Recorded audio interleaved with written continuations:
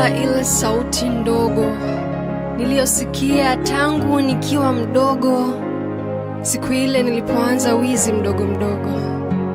Sauti ile haikuwa ya ukali, ilinena nami kwa upole wa pendo. Nakumbuka nilipochelewa kurudi nyumbani, nilipoagizwa dukani, nilijua lazima baba angeni mind. Alishasema tabia yangu haipendi nikadanganya. Sauti ile ile ilinisihi, utakuweka huru, sema ukweli. Na sometimes mitihani ilikuwa tight, nguvu ziliisha, sikuweza kufight mimi kwenye vijiji katikati ili nipate shortcut. Nilichiti ili nipate zangu cheti.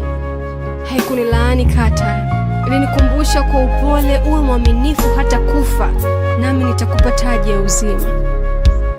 Na hata sasa naisikia sauti ile ndogo ya upole ikisema, mwanangu, rudisha chenji ya mangi yaliyokuzidishia. Usizini, si kwa vitendo hata kukufikiria. Mlipe konda wa daladala aliyekusahau, toa sadaka walau, usimuumize jirani angalau.